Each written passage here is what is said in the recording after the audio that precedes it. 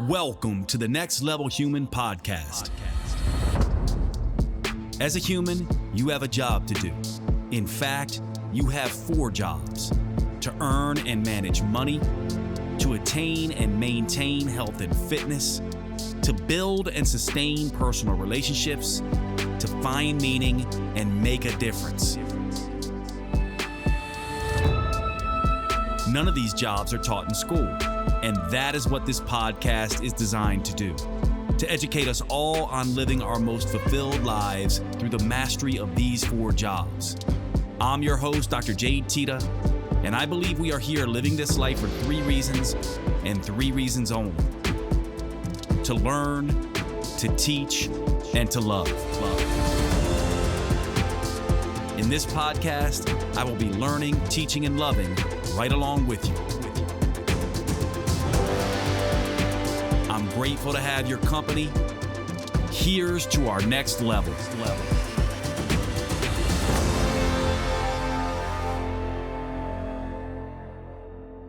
All right, my friend, we're back. What's happening? We're back.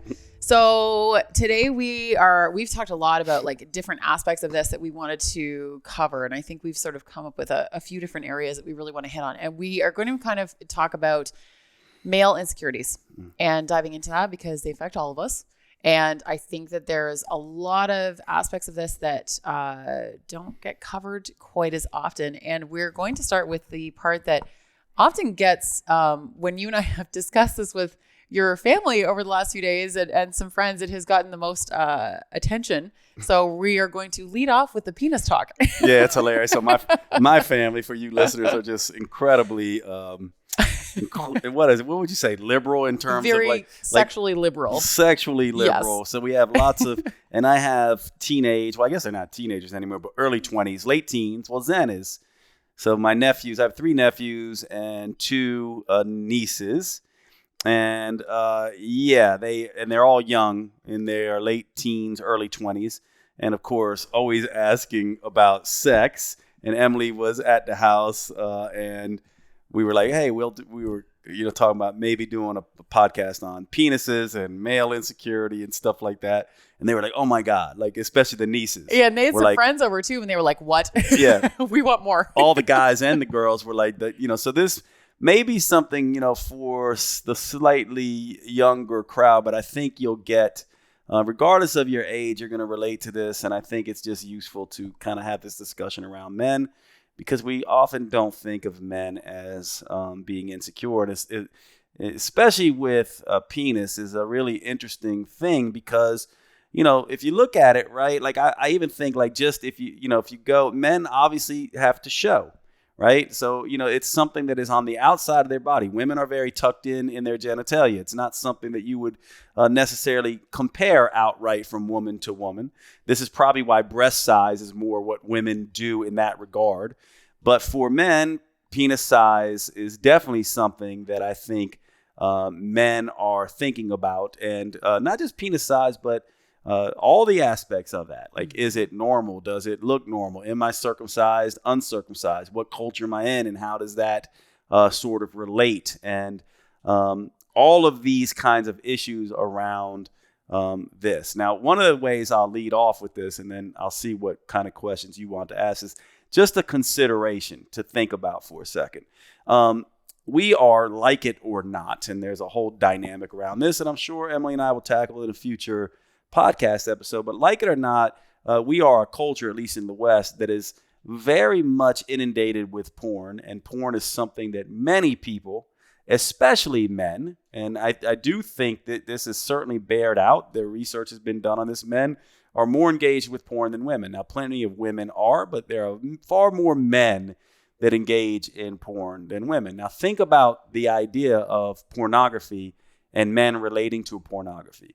And imagine, and this is also all, sort of data that we know, the average male in porn has a penis size that is 7 inches on the low end and, like 12 inches on the high end, but it's somewhere around 8 to 9 inches that is the normal size that you're going to see in porn. Now, this is literally double the average male penis size. The average male penis size is about 5 inches. and this is erect. And if you're a man listening to this and you want to actually know how this is measured, or if you're a woman, you measure basically to the base of the penis at the side of the penis up to the very tip of the penis erect. Now, if we're talking about flaccid penis, we're talking about it's about 3 inches on average for men. And there are growers and showers, and we'll talk a little bit about this. And I'll just give you a basic course on this really quickly, and then we'll see where Emily wants to go with this. But right away, you see, okay, well, I'm 5 inches erect, and I'm looking at porn, and these men are 7 inches at minimum, and 12, up to 12 inches maximum. This is going to make any male, especially a male who is not engaged with sports, isn't in locker rooms, isn't seeing other men, other penises, which is normally the case. This is going to make your average male who is completely fine and normal feel incredibly not fine and normal relative to penis size. This is a big deal. And then, of course, men, not only are men the showers, where they're outwardly showing their genitalia, they are also the performers. So they have to get an erection and maintain an erection to perform sexually. So these are 2 areas that are completely where men can feel very insecure about either the way they look, the way the genitals look, and also related to the way these perform. And if you're in the Western world and you're circumcised, and you're someone from outside the Western world and uncircumcised living in one of these countries, that also can be something that is an issue of insecurity. And so this is what men are dealing with silently. It's something that is never talked about.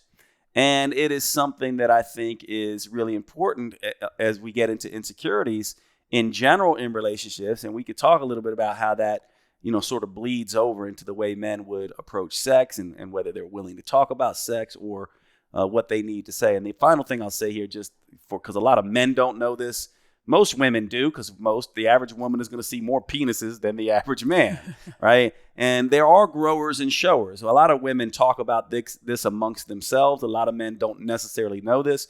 And essentially what this means is a grower is someone, let's say, whose flaccid penis is, 3 inches and grows to, let's say, 7 inches. A shower would be someone, let's say, whose flaccid penis is, let's say, 4 inches, and they grow to 5 inches. And so one of the interesting things about this is that you can't necessarily look at a male's flaccid penis to see how big that male may grow to on erection. And this is another thing that can be very insecurity for men. The other thing is that there is the cremaster muscle, which sort of pulls the testicles into the body, and the suspensory ligament, which kind of pulls the shaft closer to the body. So if you are cold, this cremaster muscle is going to constrict and contract and pull the testicles up into the body, closer to the body. And if you have a very tight suspensory ligament, this can also pull the shaft of the penis closer to the body. Now imagine you're also overweight and you've got a very strong suspensory ligament, and you also have a lot of fat around this area that also can make you appear much smaller than you actually are. And also body size has to deal with this. The final thing I'll say here is that women, when you ask them in surveys what they prefer, they do prefer slightly bigger penises than average, but they don't prefer giant penises. It's about 6 inches on average that a woman would prefer, which is right in line with the 5 to 7 inches that is the average for most men. Women do often say in surveys that they find larger penises more erotic to look at, but aren't necessarily preferring them sexually. So this is something that we can get into, and we can get into some of the issues around any area you want to go, Emily, in terms of premature ejaculation, erection issues, what may be causing that. But this just sort of sets up the conversation around this, that, men have a lot of issues in this area in terms of insecurity. And it's a big deal if you're romantically interested in men, how to work, sort of around this. Mm-hmm. And actually, before we kind of like dive more into the even more into the penis side of this in terms of maybe like some erectile issues and stuff like that. I was telling you about some research that I had come across that I found fascinating, that when they did eye tracking motions, when they tracked people's eye movements as they were watching porn, both men and women watching porn, the men were actually far more likely to be focused on the woman's, this is heterosexual porn that they're watching, focused on the woman's eyes and lips and their faces in general, and like making sure that they were enjoying it and the reaction that they were having to the intercourse or whatever sexual act was being performed. Whereas the women were actually much more likely to be focused on the male genitalia. And it seems like stereotypically that would be reversed. But I wanted to share that to kind of show just how invested most men really are in the woman's pleasure, more so than is often given credit for. And they may not perhaps always express it in the best possible way, but I do think that that's important to mention. The other part is I'd love to get into a little bit more of erectile dysfunction with you, because this is something that is becoming more prevalent, partly because of porn addiction. There are a variety of other reasons that can come into this, but that's one of them. And there's so much related to erectile dysfunction that is rooted in the emotional and psychological aspects that don't get considered quite as often. And so it can be that a pill like Viagra, Cialis, whatever, is assigned to just pop a pill and that'll fix the problem. But what's interesting is that I have seen this in both my personal and professional life, where men who have perhaps struggled with erectile issues potentially for years, when they are in the context of a relationship where they actually feel emotionally and psychologically safe, all of a sudden they don't have any issues anymore. Yeah, it's a really big issue. So let's tackle this. The first thing that I think women and men need to know about erections is just a little bit about some of the biochemistry and some of the science behind it. So let's go through that, because then that gets into some of like how to know if this is due to cardiovascular disease, for example, or whether this is mental emotional. So one of the things that I like to think about is the brain, the biochemistry, right? And sort of the blood flow. So the brain stuff has to do with the parasympathetic, sympathetic nervous system. Parasympathetic is rest, digest, right? You also can think of it as point, erection. Sympathetic is more flee, fight, freeze. And you also can think of it as shoot, for ejaculation. Now, these two sides of the nervous system need to be balanced. Now, imagine you are someone who is hypervigilant, you have a stressed out physiology, and you have a history of trauma and or abuse, including sexual abuse. What we know about this, especially adverse child events, is that the sympathetic system and the parasympathetic system have some dysregulation sort of going on. So there's either suppression and or amplification of the sympathetic system. And it can be either or. And it can cause then issues in the bedroom with erections. But in this regard, remember, point is parasympathetic. You need to be relaxed. You need to feel safe to get an erection and keep an erection. Sympathetic innervation has to do with ejaculation. So this will tell you a little bit in terms of if someone can get an erection, maintain an erection, but is never able to actually ejaculate, or it takes them a very long time. This might be someone who is in a very parasympathetic state and or has put themselves in a very parasympathetic state, like with marijuana or something like that, or alcohol. But alcohol is tricky because it can go either way here. Versus someone who can't get an erection or has a softer, not necessarily a full erection, but ejaculates very quickly. This could be someone who has some dysregulation in this area as well. We could talk a little bit about how to deal with this. But one of the best ways to deal with this is to meditation, things like masturbation without ejaculation, edging, holding off, things like this, things that teach the penile nervous system, the brain-penis connection, to regulate better. Now, with the biochemistry, this has to do a lot with testosterone. Testosterone actually has impact on the spongy tissue of the penis that makes it able to dilate blood vessels. And so testosterone actually increases certain sensitivity to things like nitric oxide in the blood that can actually fill up the penis. And the penis works, just so everyone knows, it kind of works like as the pressure builds up, what it does is blood flow rushes into the penis and certain blood vessels expand and dilate and open up and others constrict. So it creates this sort of hydrostatic pressure. So this sort of blood flow in, almost like pinching off the end of a hose to increase pressure. This is partly how that works. And it has to do with testosterone levels. Normal testosterone levels are important for that penile tissue to be sensitive to this. And then the final aspect is nitric oxide is a really big aspect of this, which dilates blood vessels to rush blood in. And believe it or not, one of the most interesting areas of research here is bacteria in the back of the tongue actually fix dietary nitrates into nitrite, which is made into nitric oxide. So we know that things that are very high in nitrates, beets and arugula being big ones.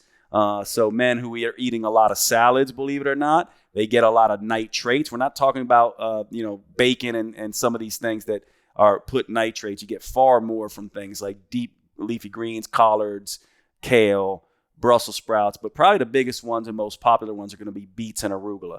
They provide a lot of nitric oxide, and you will notice an effect. Most men will notice an effect of stronger erections, better lasting erections when they use nitric oxide. And there are supplements out there that basically increase arginine and or amino acids like citrulline that will raise arginine levels. And so this is partly what they're doing. But that gives you a basic background on this. Now, the final thing I'll say here, for older men, normally erectile dysfunction is going to come from cardiovascular issues. And they're going to benefit perhaps more from making sure they don't have low testosterone, getting more nitric oxide and nitrates into the body. Younger men, it's almost always going to be, although we are seeing an uptick in low testosterone levels in men and very low sperm levels, by the way, but it's going to be more likely to be related to mental, emotional stuff. So that gives you sort of a balance there. And I don't know where you want to go with that, Emily, or what the questions would be. Certainly, people who are romantically encountering men or interested in men are going to run into a lot of these issues. I don't know one man, including myself, who hasn't at some point had a romantic encounter where their erections were problematic, either because of drinking, either because of things that went on in their life. Actually, I'll just be vulnerable with you all here. I had an issue shortly after my affair and my divorce. I had about a 2-year period of time there where not only was my sexual libido gone, but I was just like, my erections are just gone, and I didn't really know what to do about that. It was the first time in my life that I had an issue like that. It was completely related to some of the mental, emotional turmoil and stress that I was undergoing. And so this is often not talked about, that lack of erections are perhaps a sign of mood issues and or other things. And you will find drugs heavily involved here as well. Thank you for sharing that, because I think it's really important for like everyone, but particularly men, to hear that from another man. And even in my professional life, I have had multiple men come to me and explain to me in our work together that following a really bad breakup or something like that, that's something that they have faced and dealt with. And just hearing the reassurance that that is actually normal. And I think that women need to really understand this as well, because women can take it very personally in terms of thinking that it's about them. Mm-hmm. And that can just add even more pressure to the poor guy who is already feeling insecure about this issue that he's dealing with. And then he's also then trying to manage the woman's emotional reaction to feeling like she must somehow not be enough of a turn on for the guy. I actually saw some thread where there was some talk about what goes on in a man's head when he's not able to have an erection. And what that stands out to me is that this guy said, "I need you to understand that my penis is not a universal judge of your hotness." Because, so true. Right? Yeah. Because that's the thing. But women take it so personally because it's as though the penis determines whether or not we're attractive or not. And I think more women need to understand the very wide-ranging issues of this. And listen, ladies, we have our own internal issues and that we struggle with in that general area.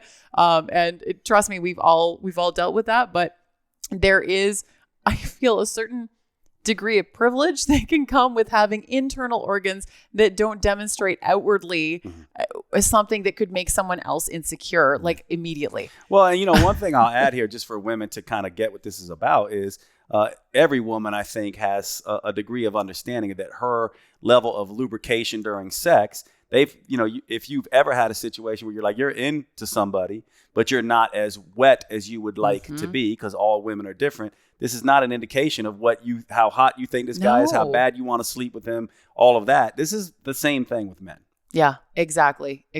I'm sorry to break into the show, but I wanted to take a second to cover one of our sponsors and tell you all about Paleo Valley at paleovalley.com.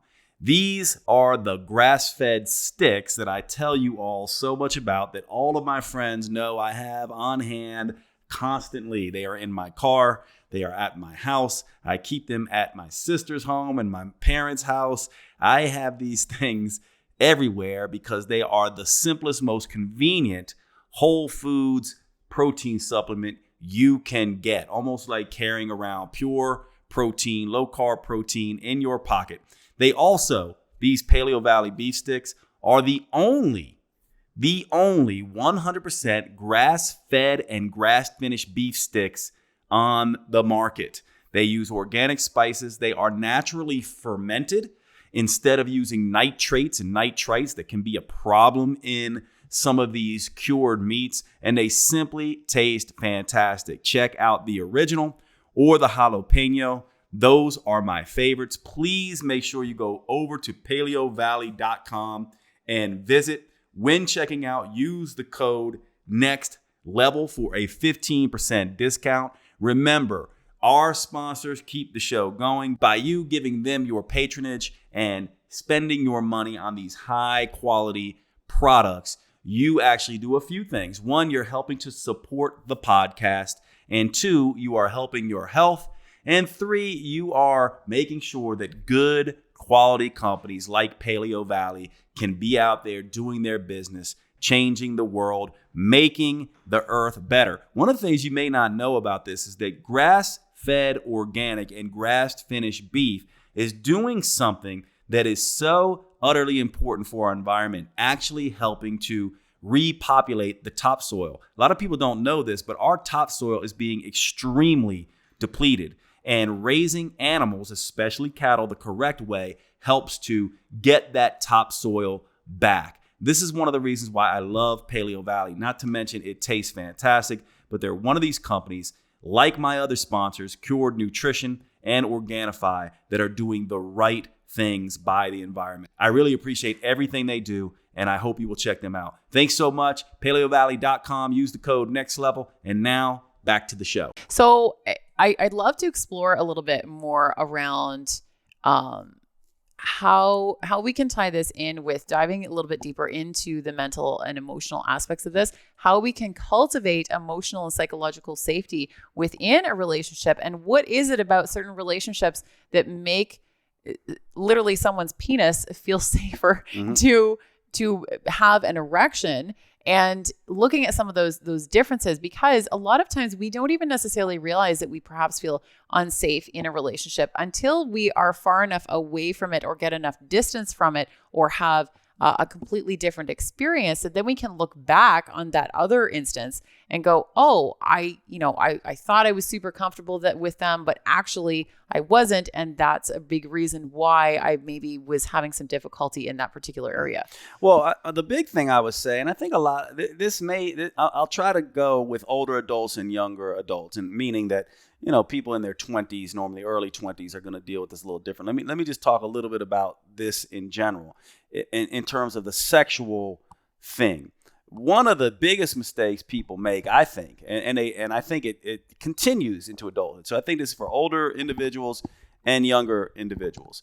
is the degree to which, the speed at which people want to get in bed with each other, right? So from my perspective, the first thing, if you are a man or you're dealing with a man who might have some insecurities, this is why, to me, this whole thing, remember this idea of like, women, and I have said this to you, I've talked about this with a lot of women where I'm just like, I'm a big proponent of women not just jumping into bed with men, not because it's like this idea when you're younger, it's like, it has nothing to do with because they'll think you're sexually promiscuous. Has nothing to do with that. It has to do with so you can enjoy the connection and the dynamic and really get to know this person before you get intimate with them, so that you can avoid some very common things like love bombing and, some of these things where it's like, dysfunction where the man now just sees you as something sexual, never actually got to get to know you.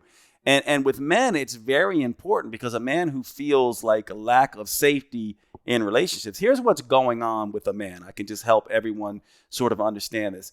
Men sexually feel like, and don't know where we necessarily got this idea, but men want to win, and they feel like they want to win, and they feel like their sexual prowess is a direct indication of the kind of man they are. And so a lot of men make a really big mistake if they're new to sexual encounters or just watching porn, that it's about penetration and it's about, I go penetration and pounding. This is what men think it's about. And they want to get as fast as possible from zero to penetration and pounding, when in reality, that is not really what sex is. It's not porn. Sex should be really about connection. And the best sex is about connection. Now, this is assuming that this is someone who really wants a depth relationship. And a lot of people who are younger, let's just face it, they might say they want a depth relationship, but they really are just still exploring. Either way, whether you are in this exploring thing or whether you are really looking for connection, I really think you need to avoid the direct, sort of pounding type, penetration and pounding type of situation. Most people don't enjoy jackrabbit sex. Well, that's the thing, right? Most people don't when you talk to them. Most men don't know that women don't just want to be climbed on and just pounded. They want to be touched. They want to be caressed. They want to go slow, figure these things out, even if it's just a general encounter. It's like you need to get to know the person a little bit. Touching is extremely sort of valued. And I think, women can do themselves a favor by being like, I'm not just going to jump into this thing. Men can do themselves a favor by not getting their clothes off right away, making out, touch, other things, and not just jumping right into it. And to me, I just go, look, 3 sexual encounters before actual penetration. I also would say to men, like, there's some rules here. Like, allow her to touch you, you touch her. So to me, I'm like, after 3, sort of dates, then you start to, get, learn to touch her, right? Learn to touch her. Maybe don't even penetrate her till the 4th or 5th date. Like, it's just, touch. Learn how to touch her so that and she's guiding you. Now, men don't know this. And so part of it is self-inflicted. They just go, I got to get in bed real quick and I got to perform real quick. And you're setting yourself up for failure. Now, if you're someone that already knows, you don't want to just make these general rules. But if you're someone, there's just a lot of chemistry in the room and you're really turned on, then go with it. But if you're someone that's like, I know I tend to have an issue with this, I tend to get erectile issues until I feel comfortable, then you really need to take this slow. I will say a couple other things for women. Learn to enjoy a flaccid penis and learn to be as curious about a flaccid penis as an erect penis, and learn how to use your hands as well. I would say, especially with your current lover. This is another thing that I would say. We can fall into these difficult things. Like, I don't know how many times I've had my guy friends just like, the old fashioned, like just a hand job would be like, I just love that, and no one wants to do that anymore. And how many girls have said, fingers are underrated and touch is underrated. I said that to you the other day. I was like, getting someone off. Exactly. I said a man getting a woman off with their fingers is an underrated skill that like not enough men have mastered. Absolutely. And I would say the same thing with women and men. Now, of course, it's gross generalization here. That's the problem talking about sex. We talked about this as well. Like, talking about insecurity, people have different sexual proclivities, and they're oftentimes very insecure about their sexual proclivities. And what I would say is that you and I talked about this idea that, if I'm very experimental in bed and my partner is very conventional in bed, and we're at the extremes of that, that is a potential issue. However, if, on a scale of 1 to 10, she's like a 4 conventional experimental, and I'm like a 7 experimental conventional, that is potentially fantastic sex, and there's some leeway in there. And to me, it's understanding these dynamics. Insecurity comes from the idea that everyone's this way and I don't fit the mold, instead of realizing that, first of all, no, they're not. Everyone is not this way. They're all very individual. So you men out there who are just like, oh, this is how it's done, and everyone has 9-inch penises and they're able to get their woman off with just, whatever, because I'm watching porn all the time. Not true. And also the idea that women want, someone to just penetrate and pound them. Not true. So what that does is allows you to go, oh, I have a particular way that I approach this, particular interest sexually, and I don't need to be insecure about it. Instead, I just need to cultivate it, be able to communicate it in a way, and be able to be comfortable within that. And that means going slow, learning to communicate, not just jumping into bed. I think insecurities come from this place with a lot of men. And I also think, that talking about this, like one of the things I told you, I was on this men's panel once, several years back. And there were about 100 some women in the audience, and the question from it was basically 3 men and all women, and the question was about porn. And 2 of the guys on the panel with me took the perspective of how dangerous porn is, how it is not a good thing for society, and made some decent points. However, I go, porn is a reality. And so one of the things I said is that instead of trying to take something that we know is going to go on and you're not going to be able to stop, why not use it to your advantage and understand the porn that your man likes? And for the man, also understand the porn that you like and the fantasy land that you live in, and so that you can begin to have conversations around that and get comfortable with that. The idea is that you're not abnormal, and that no one is the same in this realm, and we need to explore where we are in that. And there's sort of 2 ways to look at this. There's the hypothesis of the hand and glove hypothesis, penis and vaginal fit. And then there's the sort of fit, psychological fit, whether or not, someone is more conventional, more experimental, more dominant, more submissive, this kind of thing.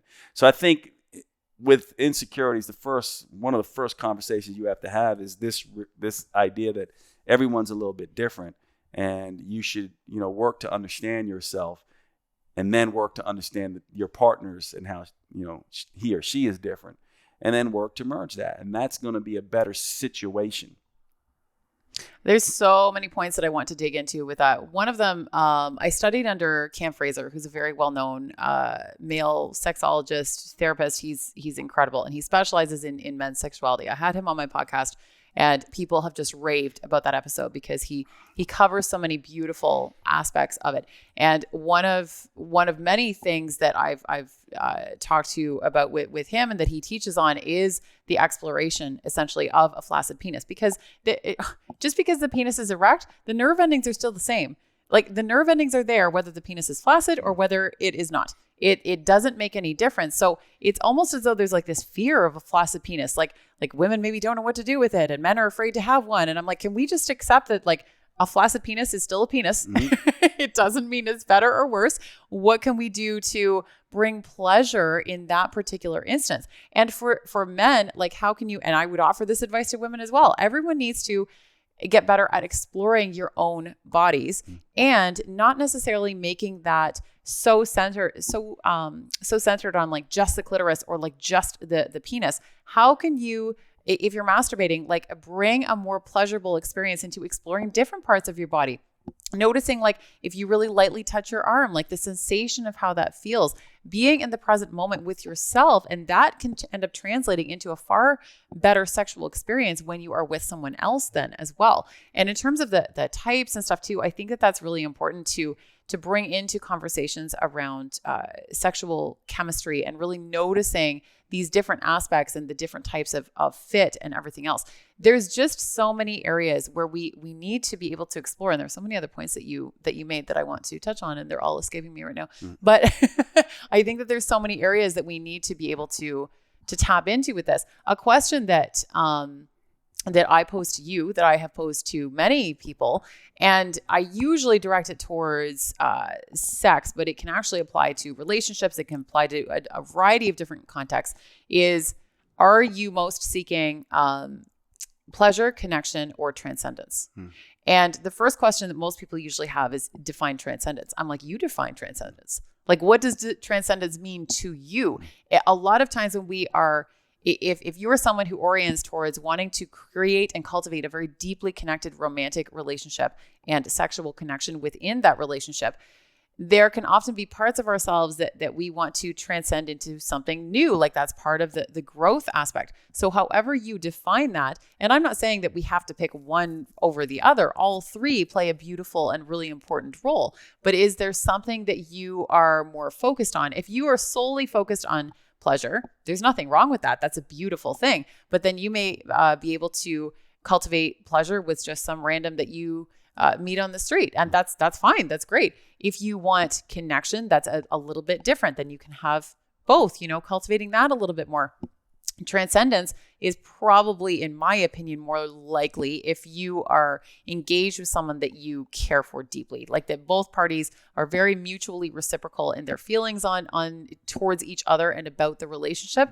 And you're creating pleasure, you're creating connection, and you are growing that into something different to tap into different versions of yourselves, both individually and within the context of the relationship.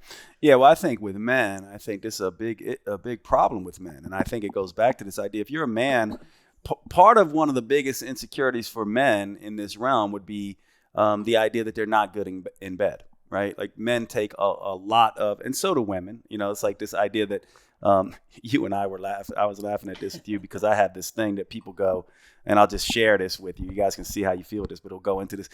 To me, I'm like, people who say I'm good in bed. This is what I wanted to bring up. Yeah. Yes, thank you for bringing people who go, oh, I'm so good in bed. Or, and you hear it. Honestly, I hear this a lot more from women than I do men. I've never really heard one of my male friends go, I'm really good in bed.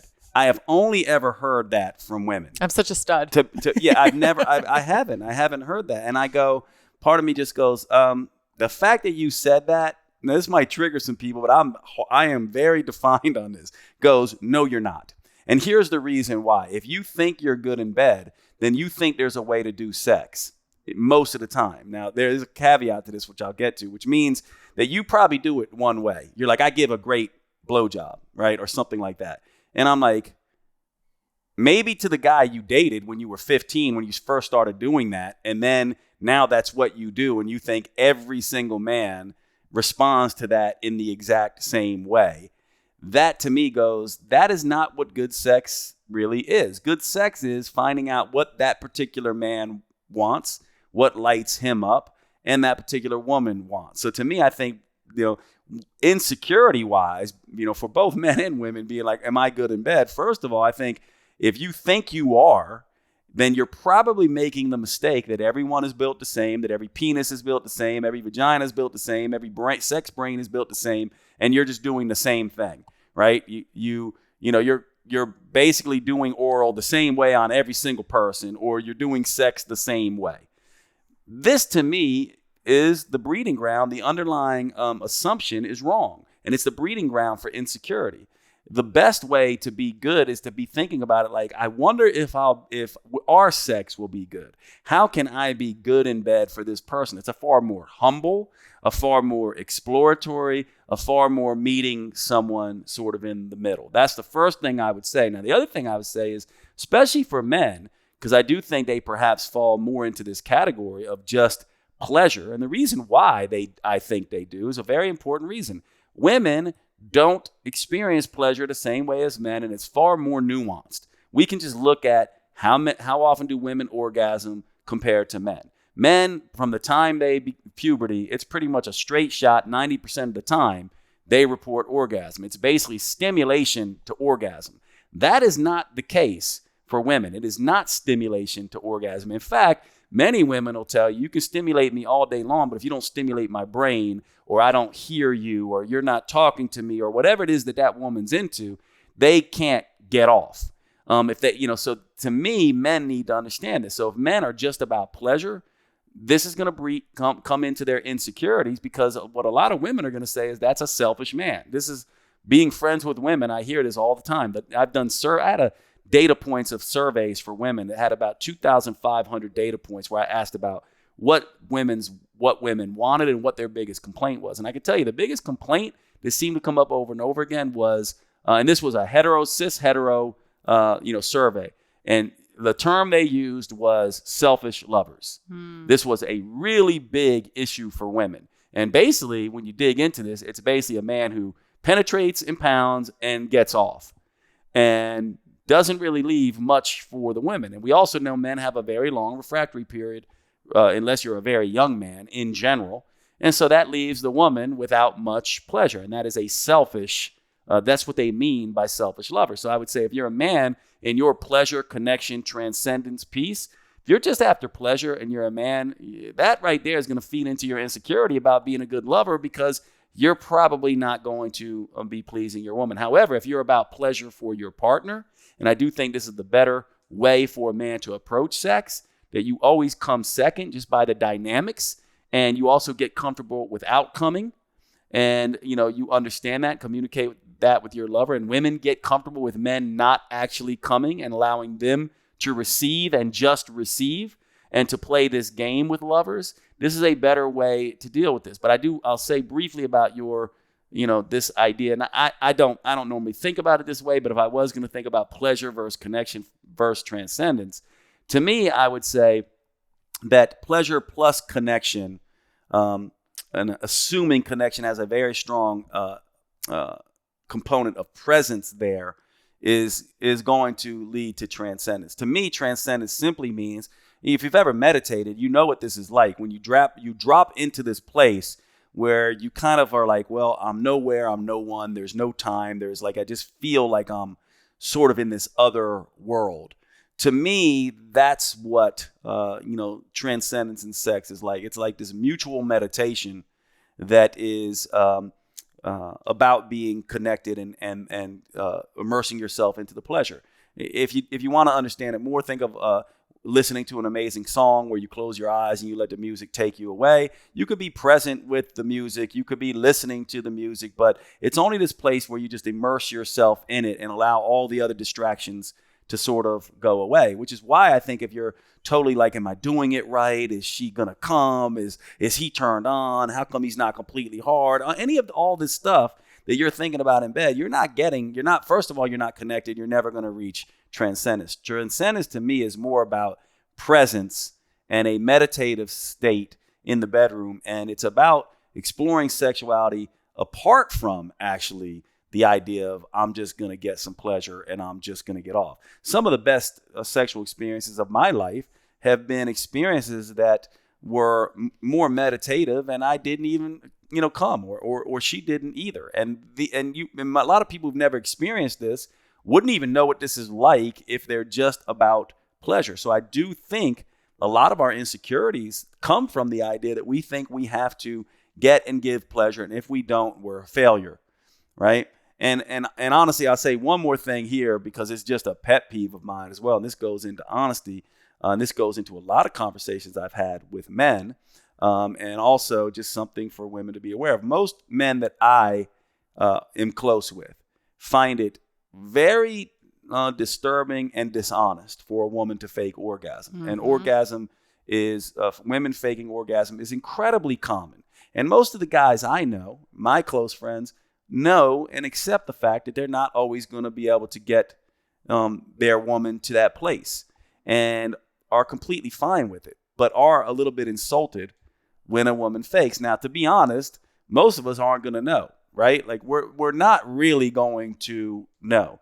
But we can, we also, have an intuitive sense about us. And so we can have an intuitive sense that wasn't real, and that doesn't feel very good. And it actually feeds into our insecurities as men. And so my whole thing is, if you're wondering about male insecurities and yet you're faking orgasm all the time, then you might be feeding into that. And it is a catch-22 for women, right? Because it's like, look, there are a very high amount, and men need to understand this. There's a pretty high and significant amount of women who cannot come through penetration, and a fairly high amount that don't really come at all. And pretty much every woman doesn't come always, even if they are, good at achieving that. And this is something that men also need to be aware of to allay their insecurities, right?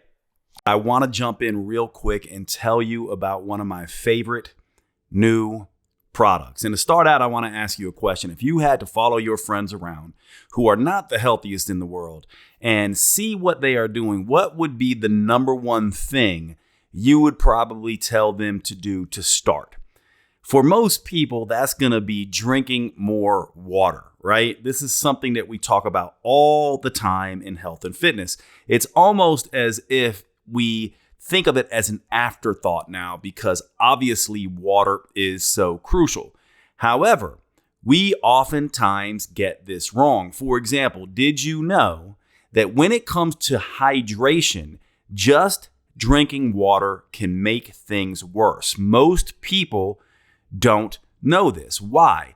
Partly because most people are over drinking water and under consuming the electrolytes that help water do its job. What we don't realize is that hydration is not just about water. It's about electrolytes, the minerals in there, as well as getting that water into the cells. And so you do not want to be over consuming water if you're not getting your electrolytes right. And this opens up a whole new discussion, because most people are not getting their electrolytes right. For example, did you know that low sodium, too low sodium, is an issue?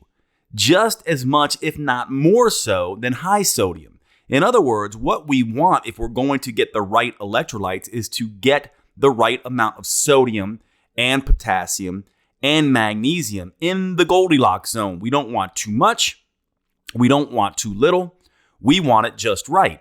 This opens up a whole other thing here too, because people who are exercising, doing sauna therapies, doing low carb diets are disrupting and losing lots and lots of their electrolytes. For example, when insulin is not around in low carb diets, you will excrete lots of sodium. In other words, under that state, exercising, low carb diets, all these things, you actually need more sodium. And so if you're somebody who has been just drinking water, not paying attention to electrolytes, and also feeling fatigued, feeling like you're underperforming, not sleeping right, getting cramps, twitches, headaches, any of these things, then you are probably dealing with an electrolyte issue. This is where the product Element comes in. This product has been a game changer for me and many, many of my patients and clients.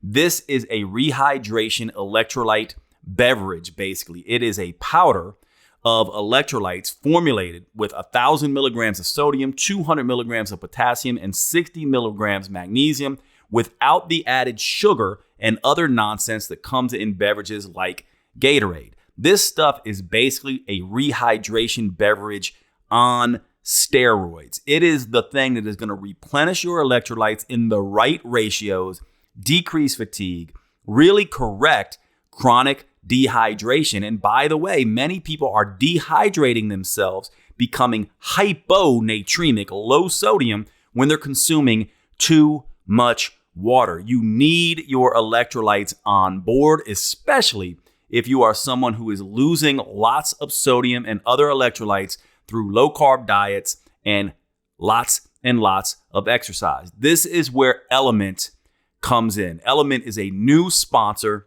to the Next Level Human podcast. I cannot recommend this product enough. I have been using this stuff for months now, and I have immediately seen changes in my energy levels. I feel like I'm operating on a whole other level. And I have seen this as being the primary thing that people who have been using Element have been telling me, that their fatigue is getting better, especially fatigue that comes after very intense workouts that involve lots of sweating and lots of intense output from the nervous system.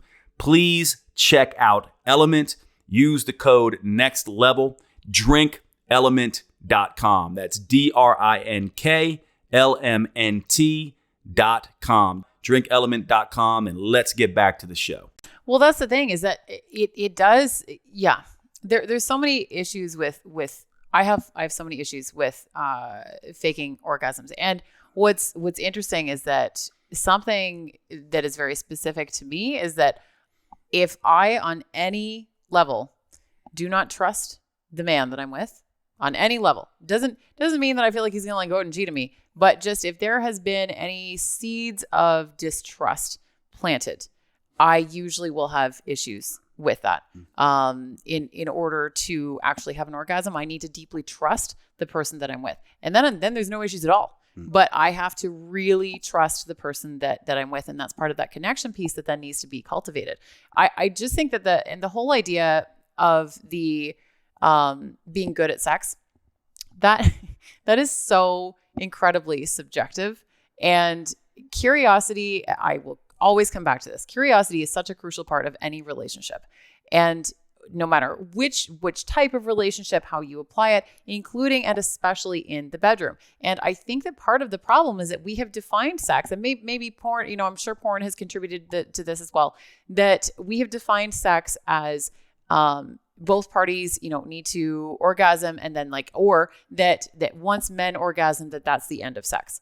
That is a very narrow definition of what sex is. Sex is also messy. It is incredibly vulnerable. It is primal. It is there's so many different aspects to this. And when we define sex as just two people having sex until one or both, but usually the male gets off, and then sex is done, or that sex is not an experience worth having unless one or both parties is getting off. Don't get me wrong. It's great when both parties actually have an orgasm and all the things. Yes, beautiful. But that's not the only aspect to sex. What is it that you want out of your relationships? What is it that you want out of your sexual experiences?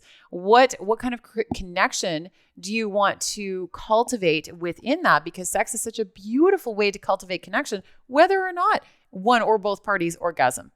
And just looking at things through this different lens where we can expand our horizons a little bit to appreciate sex for what it is, and to not necessarily even make penetration the goal. In fact, sometimes I would argue that if somebody is having maybe issues in the bedroom with their partner, take ejaculation and orgasm for both parties off the table for a little while. Take it off the table. That doesn't mean you don't have sex. That means that you explore sex from a different angle, and you don't necessarily make that the goal that gets put up on some pedestal. Explore the other ways that you can cultivate pleasure for yourself, with each other. Maybe each of you, maybe it's a mutual masturbation thing instead. If you've never done that, that can be an incredibly beautiful experience. Not only that, but foreplay, particularly for women. But honestly, I do think that it's actually a little bit more for men than they are sometimes given credit for. Foreplay is what happens in the hours, days, weeks, and months leading up to a sexual experience. So it is in the trust that is cultivated. It is in the integrity. It's in the feeling seen, heard, understood, cared for, even in small little moments, doing something to make your partner's life just a tiny little bit easier by doing some little task for them that makes them feel extra loved and cared for. It's in those moments that the connection is built, and then that can translate into the bedroom. But if we are able to expand this very narrow view that we have of sexuality, you might find that an entirely new world opens up for you with your partner and with yourself and your own sense of sexual pleasure. The other issue is communication, because a lot of women fake orgasms for so many different reasons. This can happen because they are stroking the male's ego. They feel like it's their responsibility to make the man feel good about himself. So they want to make him feel good, like, oh, great job, like you got me off. It can be because maybe she just wants it over with. Like there can be so many different reasons why a woman fakes an orgasm. One of the biggest issues, though, I think at the root of that is communication from a variety of different angles. And this is partly why it's so important to get to know your own body, so that you also then can start to cultivate the safety within a relationship and cultivating that connection to communicate what you actually like, what it is that you want, what you don't like.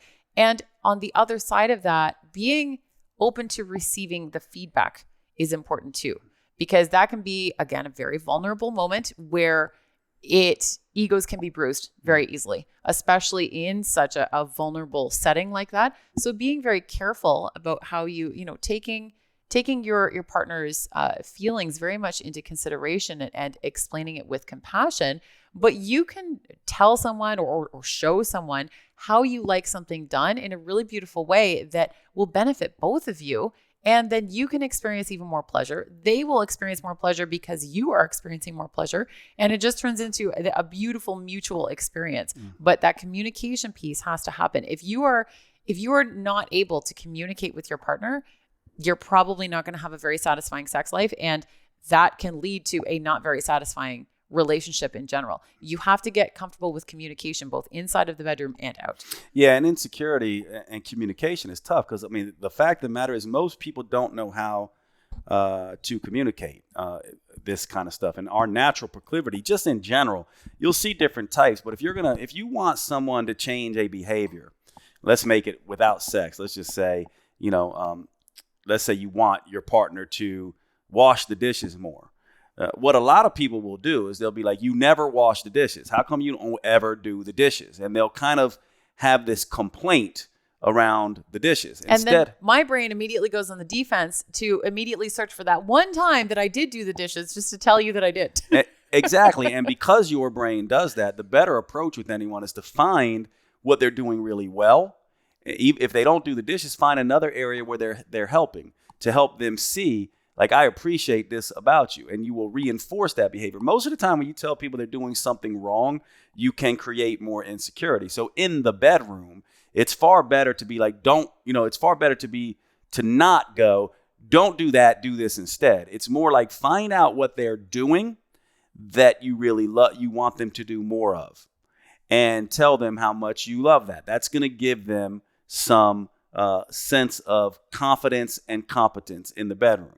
And then once they have that, that's the way you open communication with, in my mind, positive reinforcing communication, rather than saying, do it like this. And then you begin to say, oh my God, I loved that. It would have been amazing if you did this. Instead of saying, but, use the and thing, right? So it's like, I love that and I would love this, right?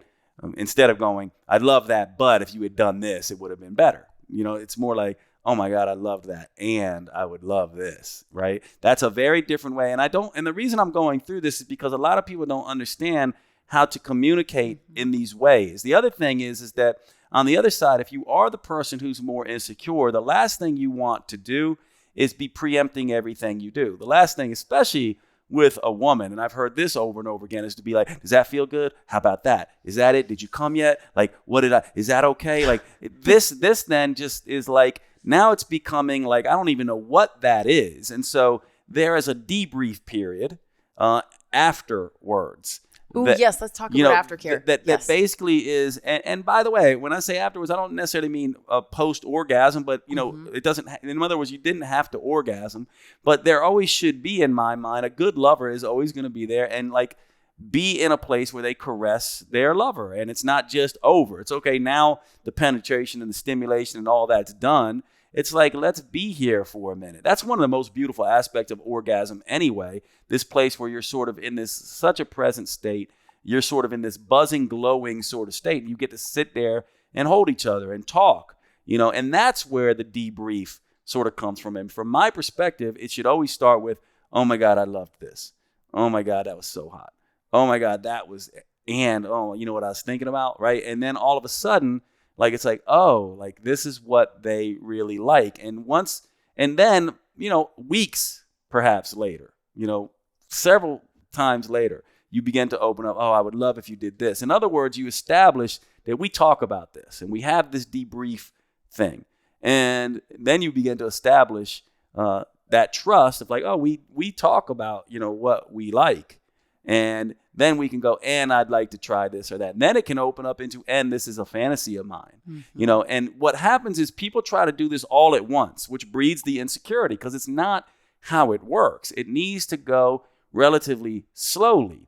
The other thing I would say about men, to men, is that women, if you're all about pleasure, right, your own pleasure, what you're not doing is tapping into what the signals are being sent. One of the issues men have and women complain about, and this is another thing that has to do with genitalia. Women are tucked in; they're hidden away. The clitoris is in different places. Sometimes it's smaller, sometimes it's bigger. Some women have more or less labia. Men, it's like, he has an erect penis. If I take that and stimulate it, but women oftentimes, men can't even find, where to touch. And it drives women nuts. But as a man, you can see her moving her hips and feel her moving her hips around, up or down, side to side. What she's doing is trying to get you in the right place without telling you. And oftentimes, if she does take your hand, let's say, and put it in the right place, pay attention to that and don't take it personally. Just understand she's, don't get insecure about it. Take it as a sign that this woman is trusting you and actually showing you something incredibly valuable. And if you're going to make that a place of insecurity, then that's your fault. Then you're still making it all about you. But to me, you can pick up an awful lot, and women are going to show you in the way they're moving, the way they're breathing, the way you're going to feel that difference. But if you're just all about your own pleasure and you're too tapped into your insecurity, you're going to miss it. And that's how come I say, go slow, learn to touch. Don't just go to penetration and pounding. This is going to help your insecurities as a man. And I think any woman, and I want to hear your take on this, but I think most women are trying to help you figure it out. And also understand you're not abnormal that you can't figure it out, because every new female lover you're with, it's far easier for a woman to be able to oh, I know, I've seen a penis and I know basically what to do with it. But for men, it's going to be tough because it's going to be hard to find how this woman is built and where they like to be touched, especially internally. Like, we know that there's not a G spot inside a woman. There's many spots inside a woman that vary from woman to woman. And it can generally be in the same place. So you might want to, look for it there first, but you don't just go like, that's where it is, right? And that is, I think, a really important piece. And one hint that I could give to just women here too is that this is one thing that a lot of women don't know. So this whole thing about finding where a woman's clitoris is for a man. Women also don't know one thing that a lot of men won't tell them is that on the penis, there is an area that is just like the clitoris. It's called the frenulum. Mm-hmm. And it's basically where the head of the penis essentially meets and sort of folds in. And that area right there is it's sort of like the male clitoris. It's usually the most sensitive on a man. And this is why oftentimes if, for example, you're given oral and you're just using your mouth and not your hand and not stimulating that particular place, you may not be able to essentially get him there. By the way, for you men, this is also why a lot of masturbation, overstimulating that place, in the same way women who use vibrators can dampen the sensitivity of the clitoris, men who are constantly stimulating themselves can also dampen the sensitivity of this area. So these are all things just to basically give you some heads up on, you don't need to be insecure about these things, but you should be aware of these things. So there's this fine line from being so confident, like I'm the best in bed, and being so confident about that versus being completely insecure. The truth is, you don't know. You confident types who think you know, you actually don't unless you're exploring that particular partner. And you insecure types who think you're clueless actually need to understand that the truth is you are clueless about that new lover. And you should treat each, you don't have to be insecure about it because you can treat it as an exploratory process, both helping them figure you out mentally and physically, and figuring them out. And what a beautiful way to create that connection with each other.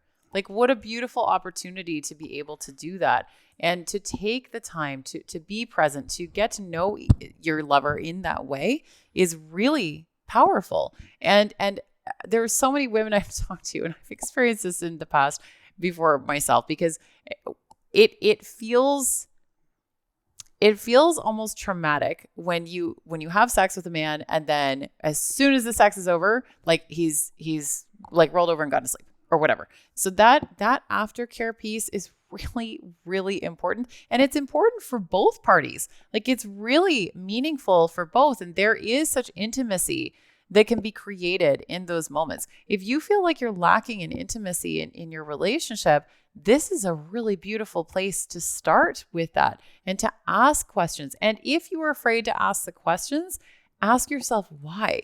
Like, are you afraid to get the answers? Are you afraid that more insecurities will come up if your lover suggests that he or she would like something done a different way? Because that's on you to manage your own expectations around that and to shift that into like, what a beautiful opportunity that your lover is giving you instead to help both them and you experience more pleasure and create even deeper intimacy together. That is an opportunity. So we have to reframe some of these moments that we can take something very personally, but instead be like, oh, this is a gift. This is a gift to actually get even closer with my partner and to be able to create something even more beautiful in really, really powerful ways. There's so many aspects to this conversation that I'm sure you and I could go on all day about, but I feel like we'll probably start wrapping it up. Is there anything else that you want to add? Yeah, I was going to say the same thing. I think we can wrap it up with one more area. Maybe this is the final sort of aspect of this. Let's take it out of the bedroom just for a minute. So I think women can understand. This is also not really talked about with men a lot. One key thing that you've mentioned and you and I have talked about before is how a man not owning a woman, right, is a big insecurity of a woman. It can trigger her insecurities. Like, why aren't you sharing me? Why aren't you introducing me? Why aren't you on social media and all this kind of stuff? Now, the male equivalent of that outside of the bedroom, I think there's many different areas, and all men are different, so figure your man out. But one I could tell you that's a big complaint and a big insecurity of men is that women need to be owned, men need to be respected. So that's where I don't love this language, but I'll use it here because I think it feeds into this. This is where some of this language like my king or my queen or stuff like that come from. I think like men want to be seen by their very nature as capable, like they have potential, like they are heading somewhere, whether you're in a relationship with them or not. If men don't feel like they have potential, like they are capable, like they are confident, like they can show up strong, that is incredibly wrecking to their mood, to their vitality, to their sense of self-worth, and self-esteem. What men need and want the most from their women is that their women see them that way and at least believe that they can be that way. And I think one of the biggest things that oftentimes women do is they don't realize that when men fail at something, they really need someone to say, babe, I got you, and you're such an amazing man, and I love the way you show up. And it's sort of like this. Think back to women are a little different this way. Like men will see a woman in her panties or something like that first thing in the morning and be like, oh my God, she's so hot. Or see her like with just a t-shirt on in the kitchen and just be like, she's so hot. She's so beautiful. Women are slightly different. They see their man like, changing, a tire or fixing a car or, seeing them like deliver a pitch for work or seeing them on stage talking or seeing them when women see their men doing things out in the world, women can be very turned on by seeing their man in that particular place.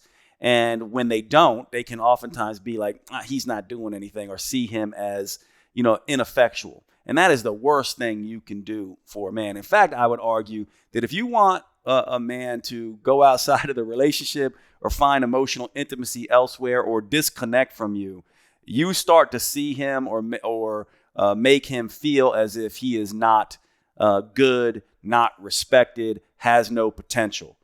That is the worst thing you can do for a man, and it breeds insecurity, and it will show up in all areas of life, including your sexual, relationship with a man. So I would just point that out.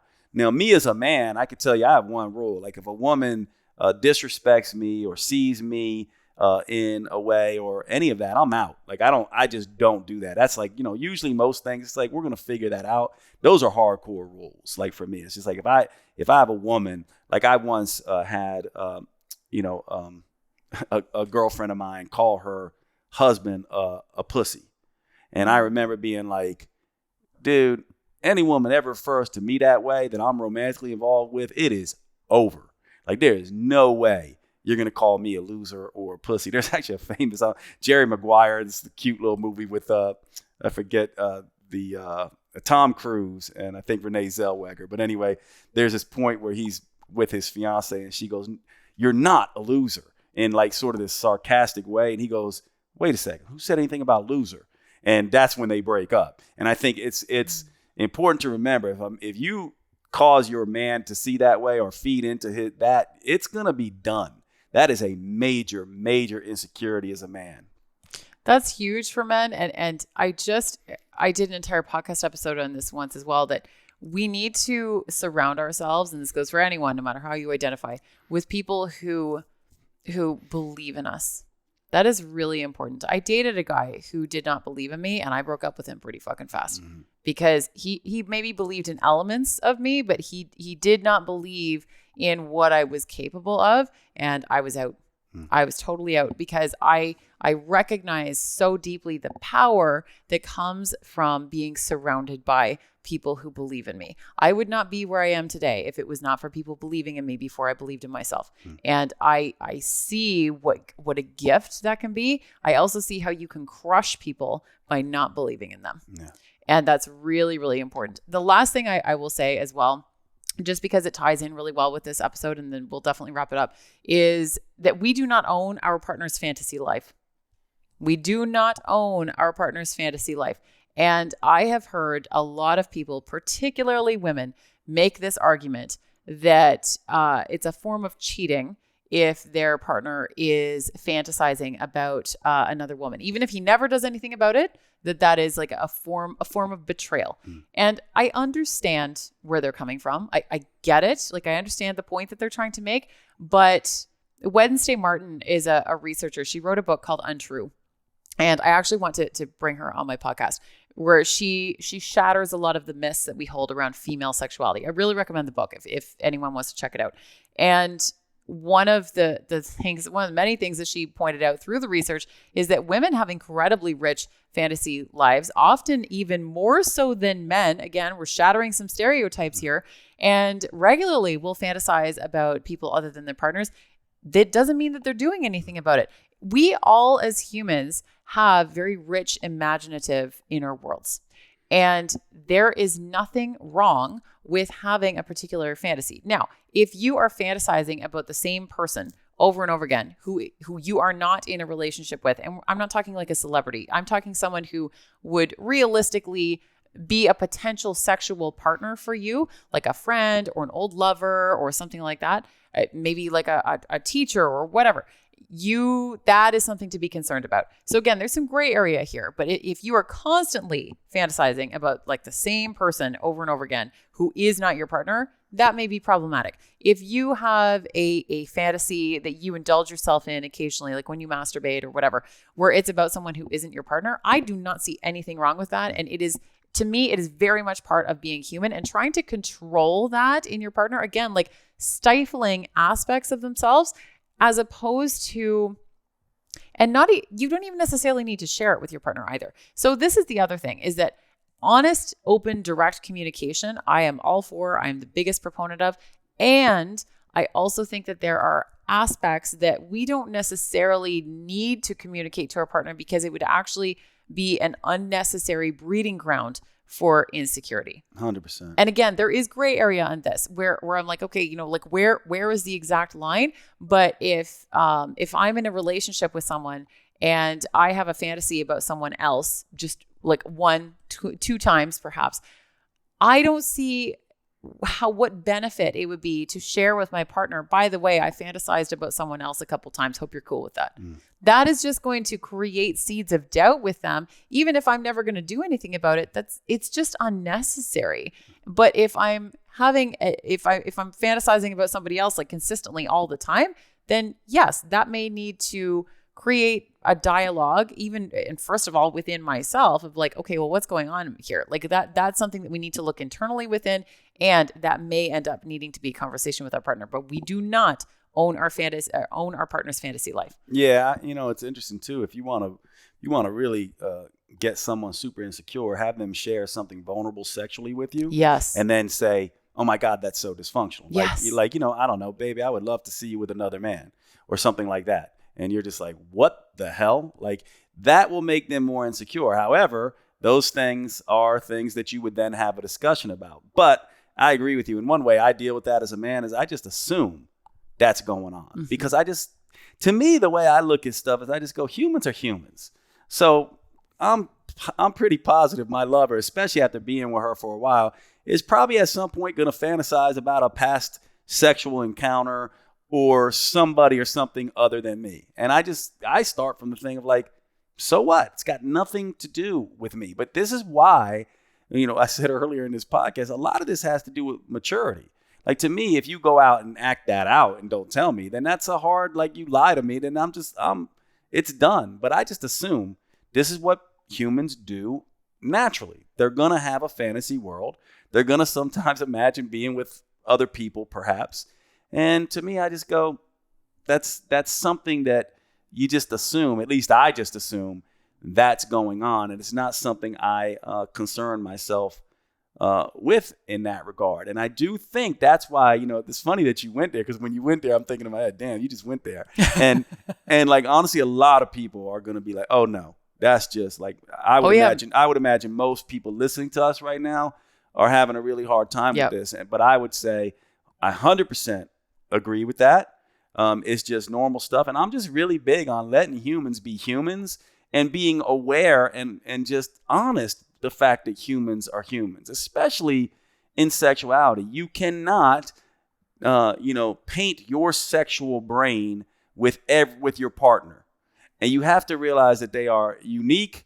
You have to let them express that. And you have to, be in a place where you get to see how you two fit, realizing that you're never in all aspects. Now, you're never going to fit completely. And this is a very, very important aspect of this. And I would say, to your point, if you're going to try to own your partner's fantasy life, that sex is going to get pretty bad pretty quick. And that relationship probably ain't going to be as fulfilling as you want it to be. Yeah. Yeah, I think ultimately the point that I really want to make before we sort of wrap up is just expanding into the fullness of yourself and allowing the other person to expand into their own fullness and allowing the relationship itself to expand into its fullness. And the more we try to stifle aspects of ourselves or shame someone or shame ourselves or limit ourselves, you're stamping down the possibilities that are very open and available to you. So the more you can allow that expansion to happen with exploration, with curiosity, with love, and even like platonic love in some ways, like just allowing that intimacy, the space to grow and providing the fertile ground for it to grow within, that is where you will be able to cultivate the relationships that you want. Yeah, let's share one very funny. I want to share one very funny thing with everyone before we wrap up. I'm like, oh God, what is he going to say? And it's, it's just something that's funny because you and I mentioned, so I'm like, well, you went there, so I'm going to go here.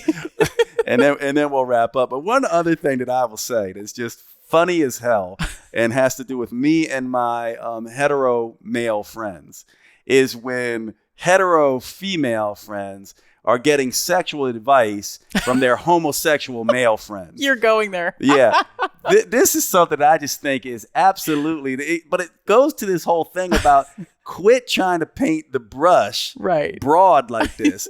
trust me when I tell you, the vast majority of hetero men are going not to be into what the vast majority of homosexual men are into. And so homosexual men, if you're listening to this, please don't give your heterosexual girlfriends advice for us heterosexual men. In the same way, you probably wouldn't want us heterosexual men giving homosexual men advice about how to be with men. It's just, this is the kind of thing that I just think is hilarious to me because it just goes sideways. But I really love this conversation because I think it's really important. And hopefully all of you are listening. These are the kind of conversations, right, that I think no one has, which is why we wanted to have it. And it's just stuff that we kind of, it's not, obviously we don't want to have these conversations like in, around family at Thanksgiving necessarily. Well, at your house, like yes. At my house we do. But I do think hopefully a lot of people listen to this and they go, I might not tell people about this conversation, but I got something deep from this conversation. This will be one of the episodes that you and I both have episodes in our podcast where it ends up being like one of the top downloaded episodes, but no one talks about it. Yeah, I have one embarrassingly that was how to be a good lover. And of course, in the beginning of that podcast, I go, look, I'm not saying I'm a good lover. I'm probably horrible for some, but I can tell you some things I've learned mainly from that research study that I did that actually was my research study. It's too bad I've lost that data because I would really have loved you lost it? Oh yeah. Oh no. Yeah. It was on an old SurveyMonkey account and I can't find it. But anyway, I think these are important conversations to be had in this realm. So thank you for hanging out. Another fun conversation. This is just a tiny window into the things that Jade and I talk about. Yeah. More to come. Have a good time, everybody. Thanks for hanging out with us. You have been listening to the Next Level Human podcast with Dr. Jade Teta. If you enjoyed this episode, please make sure you subscribe and consider leaving a review. You make the biggest difference when you pass on your lessons and inspire others. That's why reviews like this are so powerful. Your words may be the only ones that resonate for someone else. Please remember the information in this podcast is for educational purposes only. Always consult your personal physician or therapist before making any lifestyle changes. And finally, thank you for who you are in the world and the difference you make.